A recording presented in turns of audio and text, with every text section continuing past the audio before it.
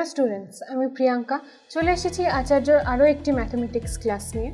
তো আগের ক্লাসে আমরা এই চ্যাপ্টারে কোনো একটা তলের ওপরে কোনো বিন্দুর অবস্থান কী করে নির্ণয় করতে হয় সেটা সম্পর্কে জেনেছিলাম।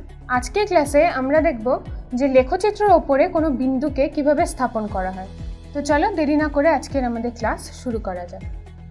আজকে আমরা করব কোষে দেখি 3.1-এর 1 নম্বর। তো 1 নম্বরে কি বলেছে দেখো, যে ছক কাগজে বিন্দু স্থাপন করি এবং সেটি এক্স অক্ষের ওপর দিকে অবস্থিত না নিচের দিকে অবস্থিত সেটা লিখি। এবার দেখো আমি একটা বিন্দু লিখছি 3, -2। এখানে তাহলে দেখো এক্স এর স্থানাঙ্ক কত 3 আর ওয়াই এর স্থানাঙ্ক -2। তাহলে আমাকে এখানে এক্স অক্ষ বরাবর কত ঘর যেতে হবে? 3 ঘর। আচ্ছা, আমি প্রথমে এটাকে দিয়ে দিই এক্স, এটা হয়ে যাবে এক্স ড্যাশ, একইভাবে এটা ওয়াই আর এটা হচ্ছে ওয়াই ড্যাশ, আর এটা তো মূল বিন্দু ও নাম দিয়েছি। এবার এই বিন্দুটাকে আমরা এখানে বসাবো। তাহলে এক্স এর স্থানাঙ্ক আছে এখানে 3, তাহলে আমাদের এক্স অক্ষ বরাবর 3 ঘর যেতে হবে, 1 2 3। তাহলে এটা, আর এখানে ওয়াই এর স্থানাঙ্ক আছে -2, তার মানে মাইনাস, এর আগের ক্লাস আমি বলেছিলাম ঋণাত্মক দিক কোথায় হয়?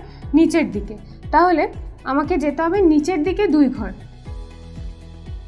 এই পয়েন্টটা হয়ে গেল 3, -2। এই পয়েন্টটা তাহলে এক্স অক্ষের কোথায় অবস্থিত? নিচের দিকে। তাহলে আমরা লিখতে পারি যে 3, -2 কোথায় অবস্থিত? এক্স অক্ষের নিচের দিকে অবস্থিত, নিচের দিকে অবস্থিত। একইভাবে আমি আরেকটা পয়েন্ট নিই 4, 5। এবার এটা এখানে বসাই। 4 মানে এখানে এক্স এর স্থানাঙ্ক কত? 4 আর ওয়াই স্থানাঙ্ক 5। তাহলে এক্স অক্ষ বরাবর আমাদের প্রথমে 4 ঘর যেতে হবে আর ওয়াই অক্ষ বরাবর যেতে হবে 5। তাহলে 1 2 3 4 5। তাহলে আমাদের বিন্দুটার অবস্থান হচ্ছে এখানে, এটা হচ্ছে 4, 5। তাহলে এটা কোথায় অবস্থিত হচ্ছে? এক্স এর ওপরের দিকে। তাহলে আমি একইভাবে এটা কি লিখতে পারি যে 4, 5 বিন্দুটি এক্স অক্ষের উপর দিকে অবস্থিত। এবার দেখো 2 নম্বরে কি বলেছে। 2 নম্বরে বলেছে যে একই জিনিস ছক কাগজে বিন্দু স্থাপন করি এবং দেখি যে বিন্দুগুলি ওয়াই অক্ষের ডান দিকে আছে না বাঁ দিকে আছে। তাহলে আমি প্রথমে একটা নিয়ে নিই পয়েন্ট 5, -7। এবার দেখি এটা কোথায় অবস্থিত? 5, তার মানে এখানেও আমাকে এক্স অক্ষ বরাবর যেতে হবে 5 ঘর আর ওয়াই অক্ষ বরাবর হচ্ছে -7, মাইনাস আছে তার মানে নিচের দিকে।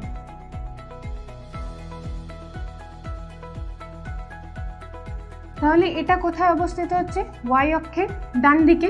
তাহলে আমি কি লিখতে পারি যে 5, -7 বিন্দুটি ওয়াই অক্ষের ডান দিকে অবস্থিত। একইভাবে আমি আরেকটা পয়েন্ট নিয়ে নিই -4, 0।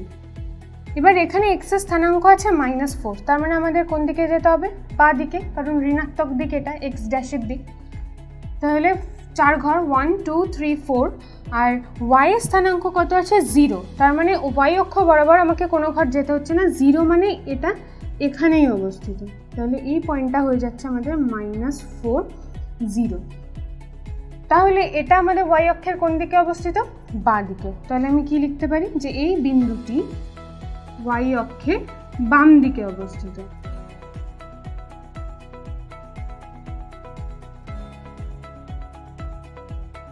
এবার আসছি 3 নম্বরে। 3 নম্বরে কি বলেছে যে ছক কাগজে বিন্দুগুলি স্থাপন করি এবং বিন্দুটি কোন পাদে বা কোন অক্ষের ওপর ও কোন দিকে আছে সেটা আমাদেরকে লিখতে বলেছে। এবার যেমন এখানে আছে 0, 5। 0, 5 মানে এখানে 0 আছে এক্স এর স্থানাঙ্ক, তার মানে এক্স বরাবর আমাদের কোনো ঘর যেতে হচ্ছে না, 0 মানে এটা। আর 5 হচ্ছে ওয়াই স্থানাঙ্ক, তার মানে ওয়াই বরাবর আমাদের ওয়াই অক্ষ বরাবর 5 ঘর যেতে হবে। তাহলে পয়েন্টটা হয়ে যাচ্ছে এটা।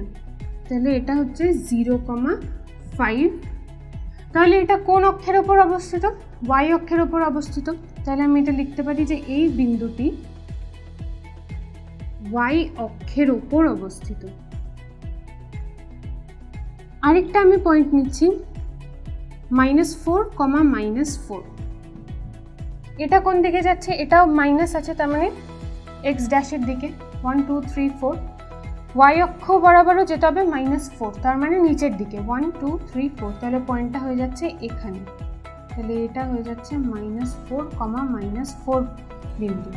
তাহলে এটা কোন পাদে অবস্থিত হচ্ছে? আমরা জানি যে এই পাদটা প্রথম, এটা হচ্ছে দ্বিতীয়, এটা হচ্ছে তৃতীয়, আর এটা হচ্ছে চতুর্থ। তার মানে এটা কোন পাদে অবস্থিত হচ্ছে? তৃতীয় পাদে। আর ওয়াই অক্ষের কোন দিকে অবস্থিত? ওয়াই অক্ষের বাম দিকে অবস্থিত। তাহলে এখানে আমি কি লিখতে পারি যে এই বিন্দুটি তৃতীয় পাদে অবস্থিত। আরেকভাবেও লেখা যায় যে এটি ওয়াই অক্ষের বাম দিকে অবস্থিত।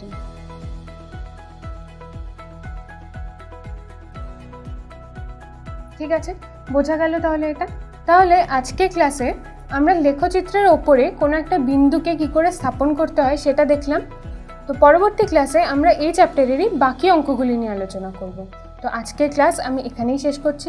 দেখা হচ্ছে আচার্যর পরবর্তী ক্লাসে। ততক্ষণ পড়তে থাকো, জানতে থাকো।